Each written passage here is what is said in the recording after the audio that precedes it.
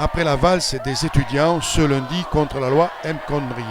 C'est au tour des retraités de rentrer dans la danse. Ils demandent une revalorisation de leur retraite.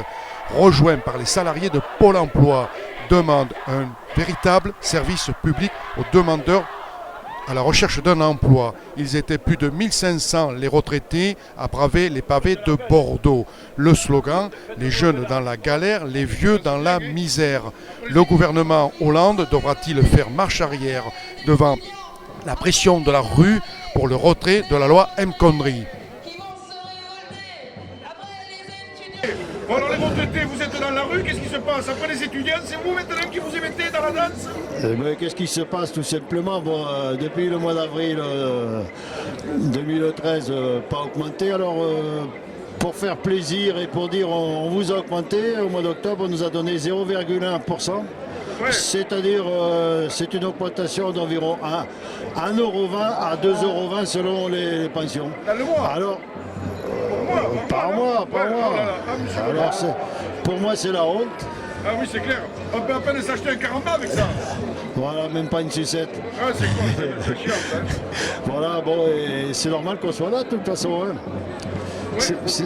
C'est normal, on est les premiers concernés. Et puis, les jeunes qui arrivent derrière, les jeunes retraités, ce sera pareil, ce sera pire. Les retraites, vous savez que les retraites maintenant, les retraités, c'est fonction publique et privée, c'est égalité. Oui, ça c'est Sarko qui nous a mis ça. On est tous exactement, c'est M. Sarkozy. Moi je dis pas Sarkozy, M. Sarkozy quand même. Ah oui, c'est vrai. Puis il a ses présidents, il faut le respecter. Voilà, alors c'est tout. Monsieur Sarko. Mais je regrette quand même qu'on ne soit pas très nombreux. Oui, voilà. C'est clair. Mais comment ça fait-il que quand les jeunes descendent dans la rue, le gouvernement fait marche arrière, et nous les retraités, quand on descend, il ne fait pas marche arrière? Il y a un problème, je pense que bon, ils sont motivés parce qu'on les a poussés quand même. Mais ils ne sont pas tous motivés, les jeunes, dans les lycées. Ah oui. Non. Ah, oui, d'accord. Oui, mais ça fait quand même du monde, hein. On était combien à Bordeaux? 10 000, je crois, entre 10 et 15 000. Ouais, mais la police, ils ont dû annoncer 3 500. Ah bon, on va se faire plaisir, on va dire allez 10 000, allez. Allez, bon, quand même. Hein. Voilà, alors vous demandez qu'elle nous augmente les retraites. Ou les pensions. Qu'elle augmente les retraites et puis qu'on arrête d'allonger le temps de travail. Ah oui, c'est vrai. Parce que ça va monter un jour jusqu'à 70 ans. Ah mais c'est clair. Alors, ils auront pied dans la tombe et puis dehors.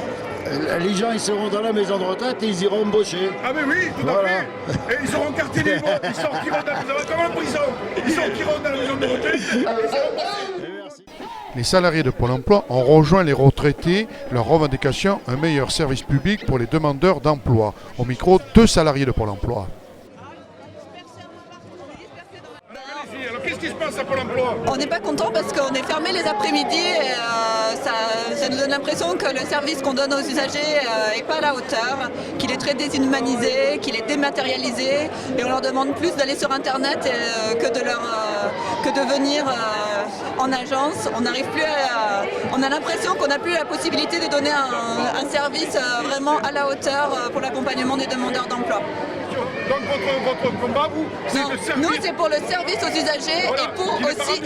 Voilà, on a l'impression que le fait qu'on ferme l'après-midi ou qu'on n'ouvre que ce rendez-vous, ça porte préjudice à tous les usagers qui ont besoin de pouvoir venir utiliser les ordinateurs, faire leur actualisation, rechercher les offres, s'inscrire, etc. Donc, vous voulez-vous que ce soit ouvert beaucoup plus? Mais qu'on arrête de fermer l'après-midi. On arrête de fermer l'après-midi? Mais alors l'après-midi, ils font quoi quand vous fermez? On reçoit ce rendez-vous. Ah, uniquement? Et ils estiment que c'est mieux pour les demandeurs d'emploi. C'est pas votre sentiment à vous? C'est pas notre sentiment. Donc vous apportez pas quelque chose d'amélioration pour les demandeurs d'emploi? J'espère qu'on apporte quelque chose, mais on n'apporte pas assez. Pas assez.